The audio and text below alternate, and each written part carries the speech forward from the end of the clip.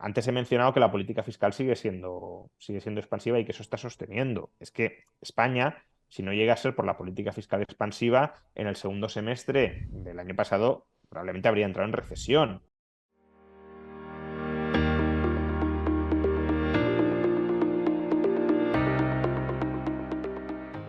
En relación con esto que dices y lo que hablabas antes de nubarrones que podemos tener, estamos viendo como el sector manufacturero, tanto en Estados Unidos como en la Unión Europea, es el que más está enfriando. Parece que lo que está ¿Eh? aguantando es el servicios directamente, ¿no? Y es lo que está sustentando la economía. Pero ayer, por ejemplo, el índice manufacturero de Richmond, -16, esperaba -12, me parece. También el ISM de Filadelfia en niveles muy contractivos que no se veían desde el COVID y antes desde el 2008. Parece que la industria es lo que está mostrando más síntomas de esta contracción y los servicios lo que algo está sujetando todo esto, Mm. pero estos indicadores adelantados, como por ejemplo la curva invertida de tipos de interés, incluso la del bono a un mes y la letra a un mes y el bono a 10 años está invertida, indica, es difícil sortearlo esto, la recesión económica, porque cada vez parece más improbable, pero no llega, ¿no? Y es como que lo hablamos mucho, mucho tiempo y no termina Ya. por llegar. Sí, a mí la verdad que me ha sorprendido que la economía esté aguantando tanto. Es verdad que también hay una política fiscal que sigue siendo bastante expansiva y eso de alguna manera como que está sosteniendo en parte la actividad, ¿no? Pero mi impresión es que, no con respecto a España, España veremos qué sucede, ¿no? Porque está muy afectada por efectos secundarios de efectos secundarios, por ejemplo, la marcha del turismo, ¿no? Pero mi impresión en Estados Unidos es que la recesión sí tiene que llegar. Al menos todos los indicadores más sólidos que permiten anticipar una recesión han ido girando o se han ido posicionando desde el lado de esa recesión. Pero es cierto que y eso también nos debería llevar a revisar algo de nuestras expectativas que debería haber llegado antes, ¿no? O parecería que tendría que haber llegado antes. Ahora, estos datos que mencionas, que veremos si tienen continuidad en el tiempo, porque una flor no hace primavera, o en este caso un cardo, porque no son buenos datos, yo creo que sí que apuntan en una dirección que es relativamente esperable, ¿no? Habría que ver, no lo he mirado, a lo mejor tú tienes más datos, pero la descomposición de qué parte de las manufacturas se están frenando, pero lo lógico en un contexto de restricción del crédito como el que estamos es que lo que se frene sea la demanda, el gasto en bienes duraderos, bienes de Ujú. consumo y bienes de inversión Sí. duraderos. Entonces, esos bienes son típicamente bienes industriales, no servicios. Lo hemos visto también en la vivienda, ¿no? Con esta caída de precios en Estados Unidos, que en el acumulado, precios de la vivienda, que en el acumulado todavía es poco relevante, pero sí es un cambio muy significativo en la evolución o en la tendencia de los precios. Entonces, claro, el primer lugar donde se deja sentir la contracción del crédito, ya digo, es en estos bienes industriales de carácter duradero o en la construcción.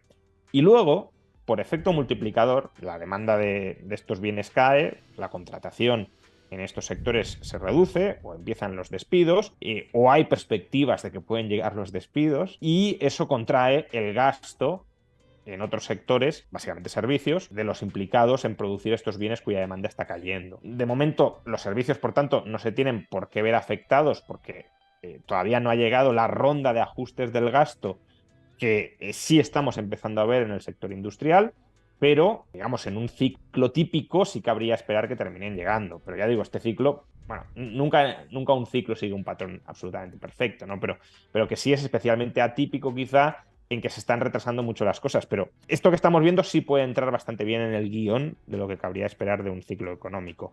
Y es por ese lado también por donde España podría salir afectada, ya digo, de rondón, porque el turismo, el gasto en turismo es un gasto en servicios. Entonces, en la medida en que las perspectivas de parte de los trabajadores en Estados Unidos o en otros países de Europa se deteriore por la caída de la demanda de estos bienes duraderos, pues también cabe pensar, un recorte del gasto en turismo y eso llegaría a España de rebote, pero no tan directamente como puede ser Estados Unidos o Alemania, ¿no? Entonces, ahora mismo estos datos no me han sorprendido, no creo que haya tanta incompatibilidad entre lo que marca un indicador, el indicador industrial y el indicador de servicios, pero de nuevo, tampoco quiero como trazar aquí una narrativa perfectamente articulada de que ya estamos en esto porque a lo mejor el mes que viene sube la actividad manufacturera y todo esto no se cae, ¿no? Pero que sí tiene lógica o sí tiene coherencia con lo que cabría esperar de un ciclo o del fin de una etapa alcista como consecuencia de la restricción del crédito que sabemos que se está produciendo. Y esto va al hilo de una pregunta que nos dejaban aquí, nos decía Dito Sama, que qué opinamos de que si estamos ya en recesión, incluso que hubiera capitulación en los mercados o cómo está la situación. Es lo que estabas diciendo ahora, ¿no? Es complicado aventurarse a decir que estamos ya, aunque pueda haber indicios, por ejemplo, las solicitudes semanales de desempleo ya han cambiado la tendencia ascendente, pero ¿es síntoma esto de que ya es recesión? Pues de momento es muy temprano, ¿no? No sé qué opinas. Sí, es difícil de saber, porque además a una recesión se puede entrar muy de golpe. Quiero decir, si cambian muy rápidamente las expectativas de todos los agentes de mercado, porque cada vez, o sea, de súbito todos se vuelven más pesimistas o todos ven que efectivamente las cosas no van a ser tan buenas como se esperaba, pues ahí se puede llegar prácticamente de un trimestre a otro a recesión, ¿no? No tiene por qué ser algo progresivo. De todas formas, también claro, algunos indicadores de fortaleza de la economía que creíamos que existían, en el caso de Estados Unidos no han sido tan, o sea, parece ser que en retrospectiva no están siendo tan fuertes, ¿no? Por ejemplo, los datos de empleo, estamos viendo revisiones de los últimos meses a la baja, lo cual pues, también va más en coherencia con lo que cabría esperar que sucediera, ¿no? Lo atípico era estos datos de fortísima creación de empleo que no se explicaban ni los propios mercados, ni los propios analistas, y ahora, bueno, conforme los vamos revisando, ya no son datos tan absurdos, ¿no? Y luego, antes he mencionado que la política fiscal sigue siendo expansiva y que eso está sosteniendo. Es que España, si no llega a ser por la política fiscal expansiva, en el segundo semestre del año pasado probablemente habría entrado en recesión. Ahora mismo, de nuevo, lo que está sosteniendo la economía española es el gasto público y la exportación. Y si la exportación empieza a caer, en parte, no solo, la exportación también está el turismo, ¿no? Que aguanta mucho, pero toda la parte que sea exportación de bienes duraderos, si la actividad está frenándose por falta de demanda a crédito, pues ahí de rebote sí nos afectará. Claro, la inversión interna o el consumo interno en España no están tirando, o no han tirado hasta el momento. Y eso también es algo que cabía esperar que sucediera. Es decir, que hasta cierto punto lo que no entendemos de este ciclo que se está retrasando tanto, en parte es un efecto estadístico que se está corrigiendo y en parte es política fiscal, que eso sí podemos entender por qué la política fiscal impide que entremos o retrasa que entremos en recesión. Y fíjate, teniendo en cuenta todo este ciclo, lo que estamos viendo es que muchos inversores sí que están apostando por ese cambio, ¿no? de ciclo. Lo estamos viendo con los movimientos en oro, en Bitcoin, entrada muy fuerte en fondos del mercado monetario, en renta fija, Claro. en depósitos también. Y aprovechando que hablamos de depósitos y que comento depósitos, deciros que, por ejemplo, Freedom24, que es patrocinador de este espacio, tiene un depósito al 2,5% en euros anual, con un mínimo de 150 euros y sin máximo, para que metáis vuestro dinero, un 2,5% teniendo en cuenta el entorno de inflación que tenemos. ¿Para ti es momento, Juan, de protegerse con este escenario que pinta más a negativo que positivo o algo más negativo que positivo?